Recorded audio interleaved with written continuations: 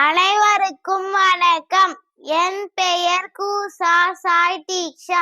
நான் 3ஆம் வகுப்பு ஆ பிரிவில் படிக்கிறேன். இன்று குழந்தைகள் தினம். அதை பற்றி நான் பேச வந்திருக்கிறேன்.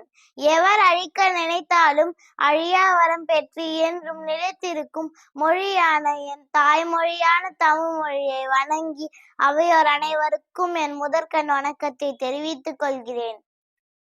இந்தியாவின் ஒவ்வொரு ஆண்டும் நவம்பர் 14ஆம் தேதி குழந்தைகள் தினம் கொண்டாடப்பட்டு வருகிறது.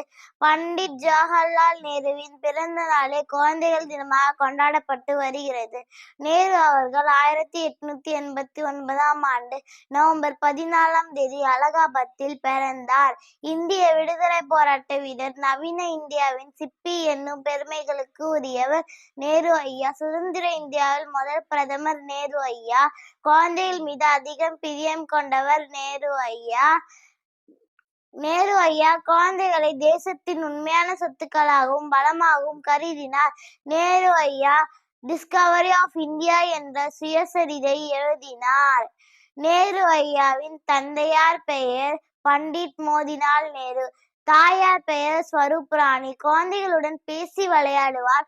குழந்தைகளுடன் அதிக நேரம் செலவழிப்பார். குழந்தைகள் இவரை நேரு மாமா என்று அழைப்பார்கள். நேரு ஐயா எப்போதும் தன் சட்டையில் ரோஜா பூ அணிவார். இதனால் இவர் ரோஜாவின் ராஜா என்று அழைக்கப்பட்டார். துன்பமின்றி பட்டாம்பூச்சிகளாய் சிறகடித்து மகிழ்ச்சியாய் வாழும் குழந்தைகளுக்கு நல்வாழ்த்துக்கள்.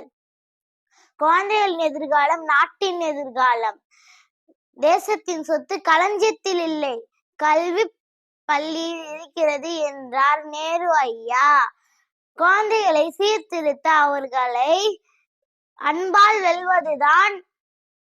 குழந்தையும் தெய்வமும் குணத்தால் ஒன்று, குற்றங்களை மறந்துவிடும் மனதால் ஒன்று, கள்ளமில்லா உள்ளத்தினால் பிள்ளைகள் எல்லாம் கண்ணெதிரே காணுகின்ற தெய்வங்களானார் என்று குழந்தைகளை பற்றி நேரு ஐயா பெருமையாக கூறியுள்ளார்.